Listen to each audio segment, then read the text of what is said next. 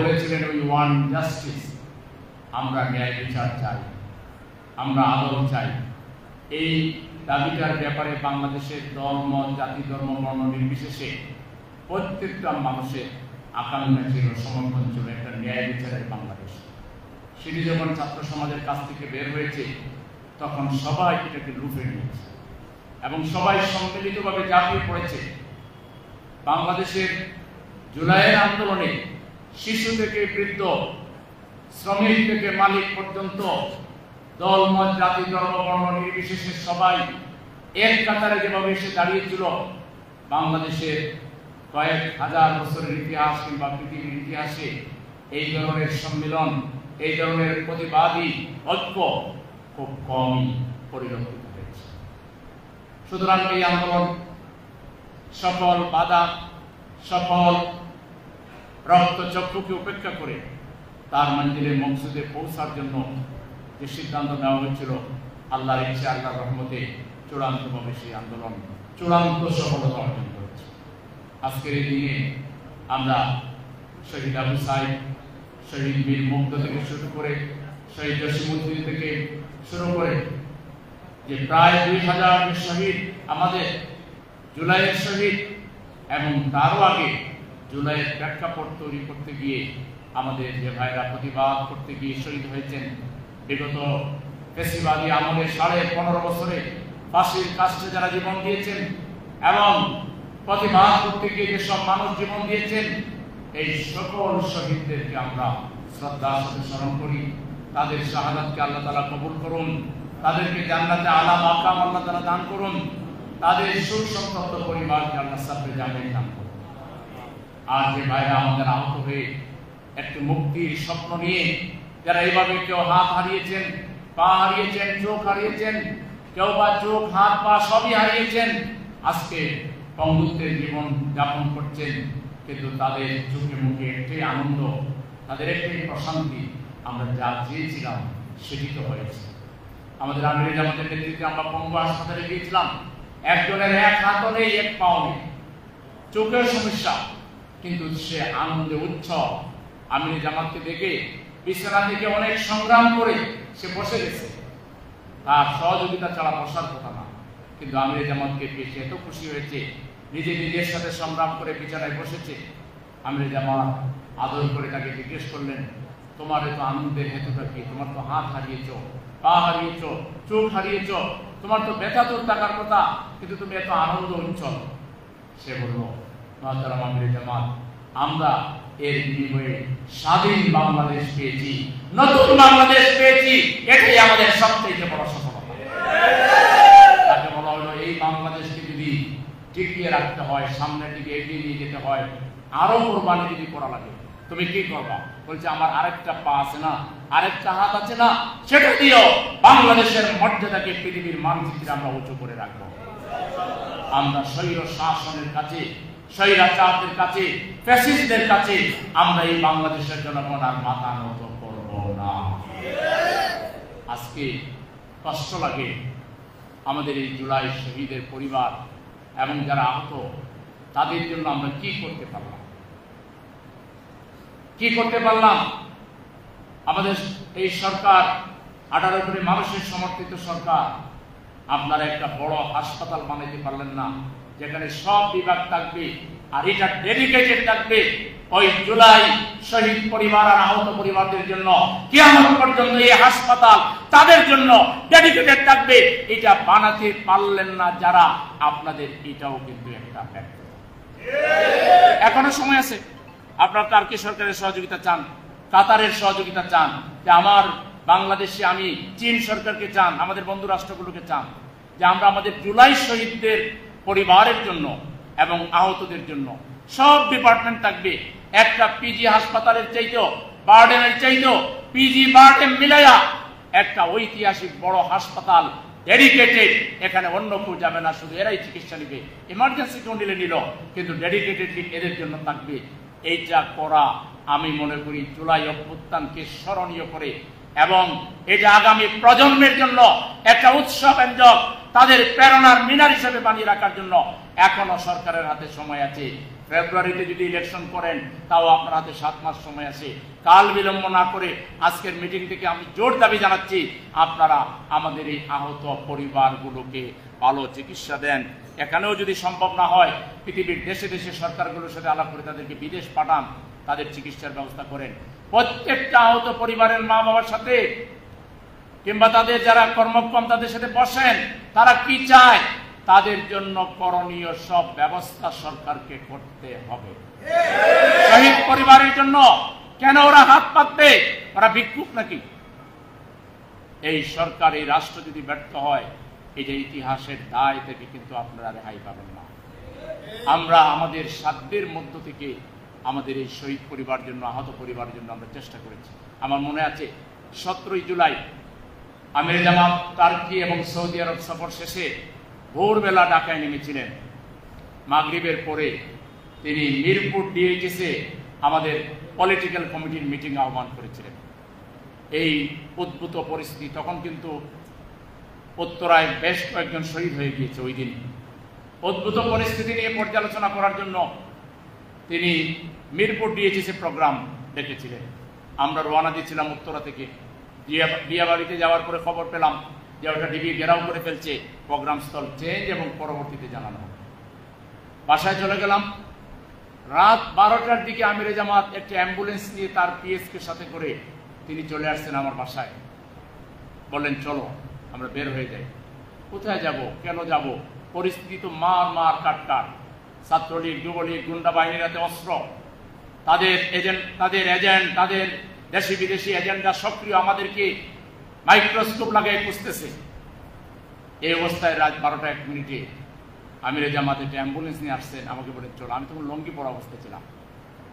আমার অবস্থা দেখে উনি বললেন কি তুমি চেঞ্জ করতে চাও? দরকার নাই, আসো। এই সময় আর চেঞ্জ করার সময় নেই, কখন যে জেলে যাবা, কখন বা শহীদ হয়ে যাবা, অতএব এগুলোর দরকার নেই, চলো। তবু আমি ওনার পিএসকে ওনার সাথে দিয়ে বললাম তুমি ওনাকে গাড়িতে উঠো, আমি আসতেছি। কোনো রকম তাড়াহুড়া করে একটা প্যান্ট পরে ওনার কিছু হাঁটলাম, গাড়িতে গিয়ে অ্যাম্বুলেন্সে উঠলাম। সেখান থেকে আমরা গেলাম হলো সেক্রেটারি জেনারেলের, বর্তমান সেক্রেটারি জেনারেল মিয়া গোলাম পরোয়ার সাহেবের বাসায়। সেখানে আরেকজন দায়িত্বশীলকে দেখলাম এবং কথাবার্তা শুনে বুঝলাম যে আরও কিছু দায়িত্বশীল এখানে আসতেছে। আমরা রাত 2টা পর্যন্ত সেখানে মিটিং করেছিলাম।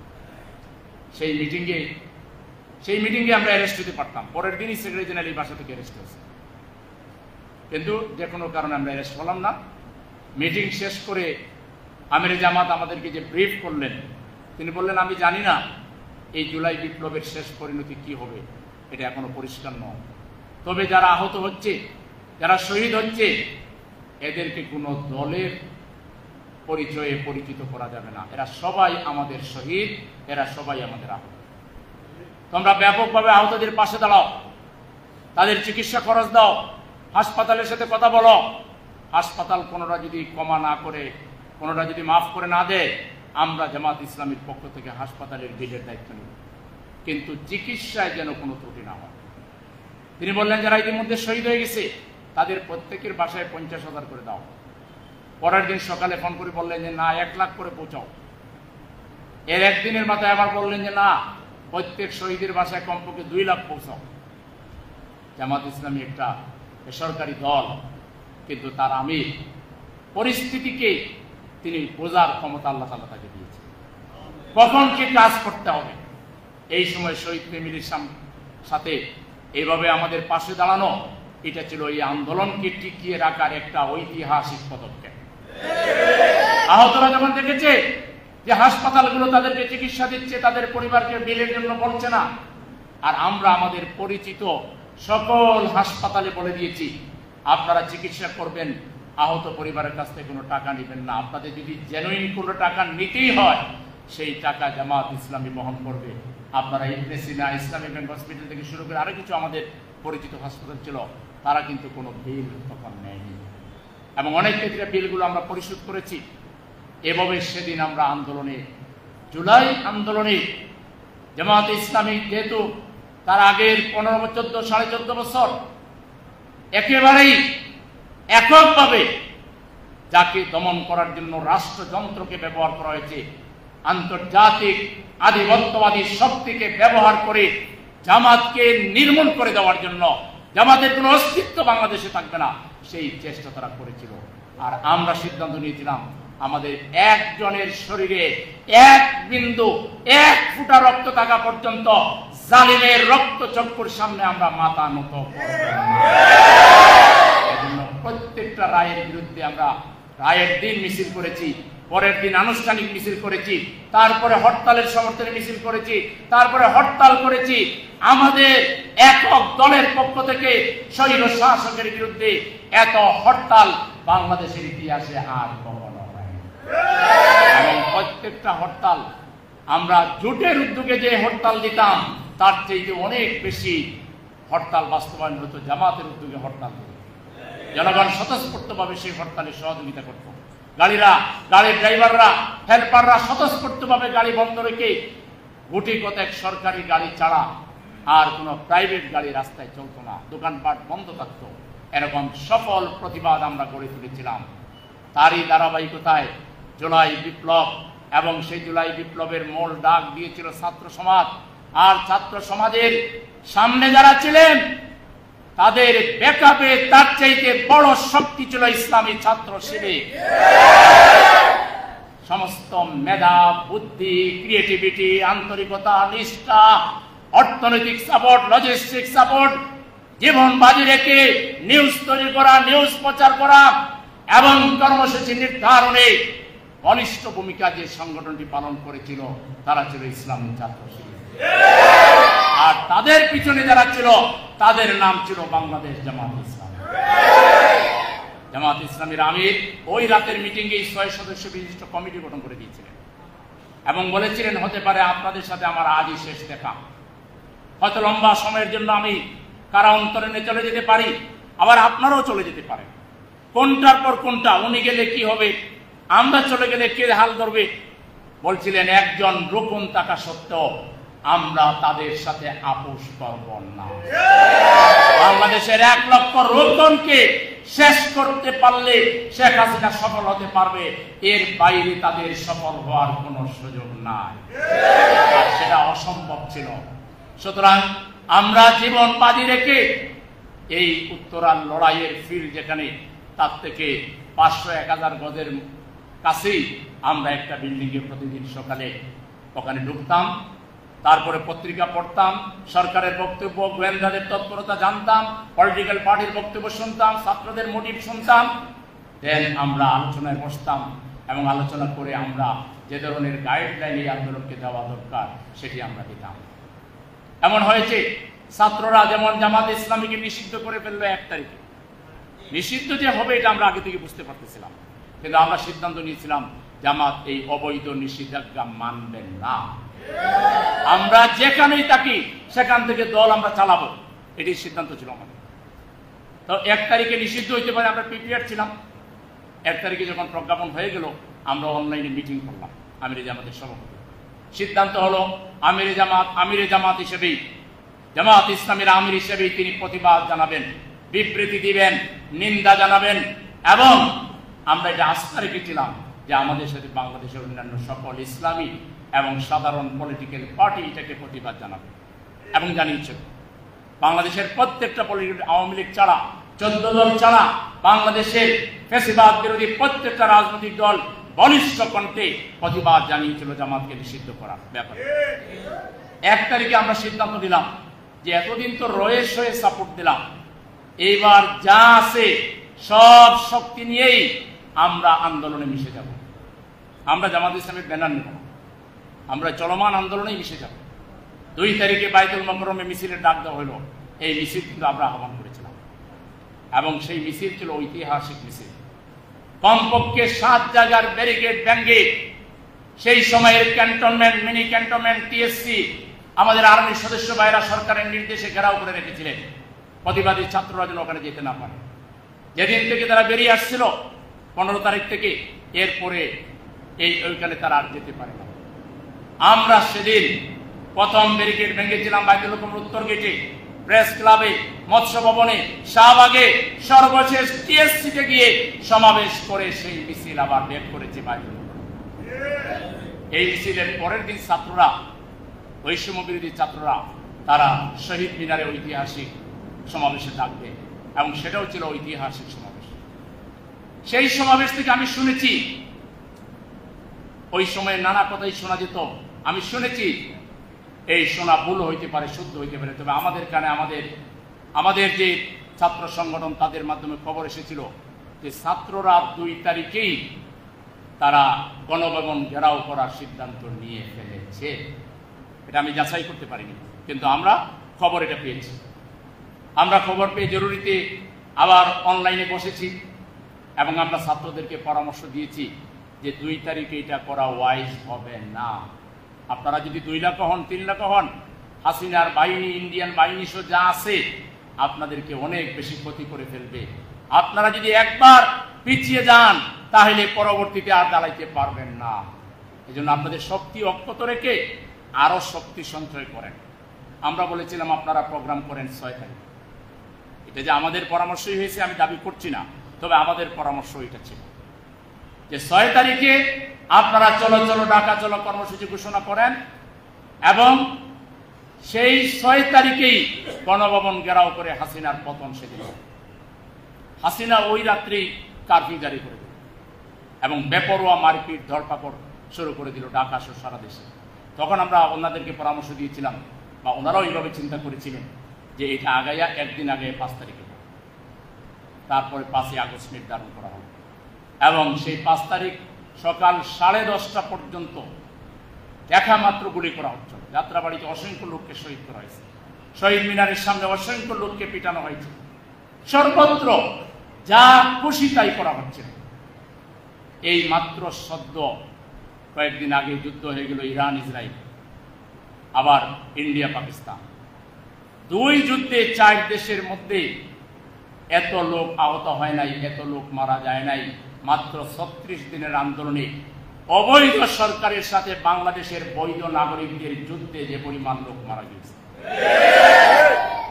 এটা পৃথিবীর ইতিহাসে হিস্টোরিক্যাল একটি বিষয় হয়ে থাকবে যে দেশের অবৈধ সরকাররা এইভাবে আধিপত্যবাদীদের সহযোগিতায় জাতির বিরুদ্ধে দাঁড়াবে, তাদের বিরুদ্ধে কোটি কোটি বনি আদম আবারও একবদ্ধ হয়ে যাবে। এখনো নতুন ফেসিবাদের পদধ্বনি আমরা শুনছি। অনেকে কোনো সংশোধন চান না, বিচার চান না, অনেকে সংস্কার চান না, জুলাই সনদ চান না, অনেকে আবার নাকি আন্ডারমাইন্ড হয়ে গেছেন, না মাস্টার মাইন্ড হয়ে গেছে। নতুন নতুন আন্ডারমাইন্ড, মাস্টার মাইন্ড আমরা নাম শুনছি, আমরা জানি সবার ইতিহাস। সুতরাং ফ্যাসিবাদী চরিত্র নিয়ে বাংলাদেশে আবারও পাওয়ার এক্সারসাইজ করবেন, এই দুঃস্বপ্ন ভুলে যান। বাংলার ছাত্র জনতা সাময়িক একটু হয়তো ঐক্যের মধ্যে ফাটল ধরেছে, দুঃশাসনের বিরুদ্ধে, জুলুমের বিরুদ্ধে, জালিমের বিরুদ্ধে, স্বৈরাচারের বিরুদ্ধে বাংলার ছাত্র সমাজ গণমানুষ ঐক্যবদ্ধ হইতে 1 ঘন্টার বেশি সময় লাগবে না। এবারও যদি আমাদের ফেসিবাদ উৎখাতে নামতে হয়, তাইলে আগের ফেসিবাদ কিন্তু আমরা বুঝে ওঠার আগেই নানান ঘটনা ঘটে গেছে। এইবার যদি নামে, তাইলে ফেসিবাদের কবর রচনা করেই ফেসিবাদী রাজনৈতিক চরিত্রের নেতাদেরকে রাজনীতি থেকে তওবা করে বিদায়ের ব্যবস্থা করেই বাংলাদেশের জনগণের সংখ্যাগরিষ্ঠ মানুষের বোধ এবং বিশ্বাসের আলোকে বাংলাদেশের মানুষ শান্তি কামে, বাংলাদেশের মানুষ উন্নয়ন কামে, বাংলাদেশের মানুষ মিলেমিশে চলায় বিশ্বাস করে তথাকথিত ট্যাগ মারার রাজনীতি, তথাকথিত দোষারোপের রাজনীতি এখনো যারা করবেন তারা হাসিনার বেটিম, তারা হাসিনার দোষর। এই দোষরদের বিরুদ্ধে বাংলার কোটি জনতা আমরা রাস্তায় নামতে দ্বিধা করব না, কোন ট্যাগ মারবেন না। সবার চরিত্র আমরা জানি, কোথায় কি করেছেন অতীতে, এখন কোথায় কোন জায়গায় আপনারা মাথা পেতে আছেন, হাঁটু গেড়ে বসে আছেন, সব আমরা জানি। জামাত ইসলামীকে, বৈষম্য বিরোধী জনতাকে কোন ধরনের খেপানোর চেষ্টা করবেন না, পরিণতি হবে ভয়াবহ। আমরা সুস্পষ্ট বলছি, ভারসাম্যপূর্ণ পার্লামেন্টের জন্য পিআর পদ্ধতিতে নির্বাচন দিতে হবে, তাইলে নমিনেশন কেনার বিষয় থাকবে না, কালো টাকার বিষয় থাকবে না, সেন্টার দখলের বিষয় থাকবে না, লোকবল সংগ্রহ করে পয়সা খরচ করার বিষয় থাকবে না। তাহলে প্রত্যেকটা ভোটারের ভোট কাউন্ট হবে। যে দলগুলো ভোট পাবে সারা দেশের ভোটই কাউন্ট হবে। সারা দেশের ভোট কাউন্ট হয়ে যে যে পার্সেন্টেজ পাবে সেই অনুযায়ী কেউ একটা পাবে, কেউ দুইটা পাবে, কেউ 10টা পাবে। বেশি বেশি দল পার্লামেন্টে যাবে, সবাই গিয়ে পার্লামেন্টে দেশের পক্ষে কথা বলবে। মনোপলি কারবার, আমি আর মামু খালি খাইবা, এই দিন বাংলাদেশে শেষ হয়ে গেছে। এখানে সবাইকে রাজনীতির অ্যাক্সেস দিতে হবে। ছোট দল, ইসলামী হোক, সাধারণ হোক, পার্লামেন্টে গিয়ে তারা কথা বলবে। এই জন্য সারা দেশের ভোট কাউন্ট করে পার্সেন্টেজের ভিত্তিতে তারপরে সংসদীয় আসন ঠিক করা হবে। পিআর আগে চালু করতে হবে। পিআর ছাড়া বাংলাদেশের নির্বাচন সুষ্ঠু হবে না। জনগণ এটা কোনোভাবেই মেনে নিবে না। এরপরে এত 1 বছর হয়ে গেল, আজকে আমাদের স্থানীয় সার্ভিসগুলো বন্ধ। উপজেলার চেয়ারম্যান নাই, ভাইস চেয়ারম্যান নাই, আপনার ইউনিয়ন চেয়ারম্যান নাই, বিভিন্ন জায়গায় সিটি কর্পোরেশনগুলোতে কাউন্সিলর নাই, মেয়র নাই। আপনারা এই সেবাগুলো থেকে জাতিকে কেন বঞ্চিত করছেন? এই সরকারের নির্বাচন কমিশন সোজা আছে কিনা, না একটু বাঁকাতেড়ে আছে, এটা দেখবার জন্য আগে স্থানীয় নির্বাচন তাদেরকে দিতে হবে। স্থানীয় নির্বাচন আগে হলে সমাজের বিশিষ্ট ব্যক্তি, গণ্যমান্য ব্যক্তি, যাদের তো পয়সা টয়সা নাই কিন্তু সেবা করতে চায়, তারাও নির্বাচিত হয়ে আসবে। আর আপনারা যেটা চান যে আপনারা তো আগেই ক্ষমতায় চলে গেছেন, অনেকে কিন্তু ক্ষমতায় আগে চলে গেছে। এবার ভোট হোক চাচা, টের পাইবেন ক্ষমতা কি জিনিস। আগের দিন নাই, শেষ হয়ে গেছে। এই দিন নয়, সামনে অনেক সম্ভাবনাময় দিন আছে। এদেশের জনগণ ডক্টর শফিকুর রহমানের নেতৃত্বে এবং এদেশের আলেম সমাজের নেতৃত্বে নতুন বাংলাদেশ বাস্তবায়ন করার জন্য ইনশাআল্লাহ জনগণকে সাথে নিয়ে আমরা চূড়ান্ত সেই সময়ে আপনারা টের পাবেন জনগণ কার পক্ষে আছে। জনগণ আর দুর্নীতি চায় না, চাঁদাবাজদের চায় না। কত বড় লম্পট, মহিলাদেরকে মারে চাঁদা না দেওয়ার জন্য, দোকানপাটে গিয়ে মানুষকে মারধর করে, মিথ্যা মামলা দেয়। এত বছর মানুষ জুলুমের শিকার, আবার তোমারই এখন চাঁদা দিতে হবে। কয়টা মাস অপেক্ষা করো না কেন? এই চাঁদাবাজদের বিরুদ্ধে বাংলাদেশের জনগণকে দুর্বার প্রতিরোধ গড়ে তুলতে হবে। ওদের হাত পা বেঁধে প্রশাসনের হাতে তুলে দিতে হবে। প্রশাসনকে ওদেরকে ভালো করে উত্তম মাধ্যম দিয়ে তারপরে এদেরকে তওবা ইস্তেগফার করে রাজনীতি থেকে বিদায় করে দিতে হবে। কিছু দল আছে এদের প্রত্যেকটা ওয়ার্ডে তা নাই, এমন পরিমাণ লোক আছে উদ্গ্রীব হয়ে বসে আছে, কোন রকম একটা সুযোগ পাওয়ার পরে পাইকারি ধরে চাঁদাবাজি করে আপনার আমার ব্যবসাকে লুটপাট করবে। এরা খালি ব্যবসা লুটপাট করবে না, বাড়িঘর দখল করে ফেলবে। সুতরাং এদেরকে ঠেকাইতে হবে সময়ের সঠিক সময়ে। যদি সময় চলে যায় তাইলে আফসোস করা ছাড়া আর কোনো কিছুই হবে না। সেজন্য এদেরকে ঠেকানোর জন্য দুইটা পথ, একদিকে জনগণকে সচেতন করা, আরেকদিকে জনগণকে বলতে হবে 54 বছর মানুষের আইন দিয়ে আপনারা দেখেছেন, একটা বার আল্লাহর আইন দিয়ে আমরা ভালো মানুষের নেতৃত্বে একটা সমাজ কায়েম করি। আমরা গ্যারান্টি দিব দুর্নীতির দ কেউ দেখবে না, ঘুষ কেউ দেখবে না, স্বজনপ্রীতি কেউ দেখবে না, সুদ কেউ দেখবে না। একটা ইনসাফপূর্ণ বাংলাদেশ আমরা প্রতিষ্ঠিত করবো ইনশাআল্লাহ। সেই বাংলাদেশ প্রতিষ্ঠায় আপনাদেরকে কষ্ট করতে হবে। আগামী 7 মাস আপনাদেরকে প্রতিদিন গড়ে গড়ে যেতে হবে।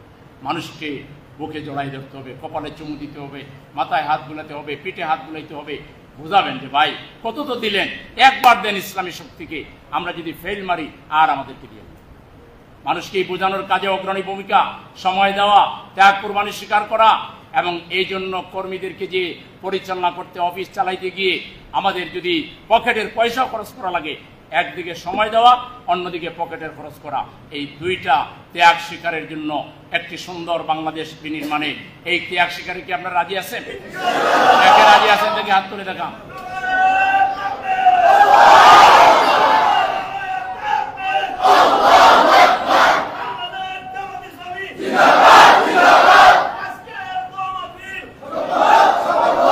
সংগ্রামী ভাইরা আমার, তাইলে এই ওয়াদার উপরে সাবিত কদম থাকবেন, সত্যিকার মুমিন হওয়ার চেষ্টা করবেন, মানুষকে ভালোবাসবেন, আপন করবেন, মানুষের বিভিন্ন বিষয়ে খোঁজখবর নেবেন, মানুষের সমস্যার সমাধানে এগিয়ে আসবেন। এবং সবাইকে নিজ দেশের ভাই হিসাবে, বন্ধু হিসাবে নিজেদের কলিজায় আপনারা জড়িয়ে নেবেন, আন্তরিকভাবে মানুষকে ভালোবাসবেন এবং মানুষকে সব ধরনের সহযোগিতা দিবেন।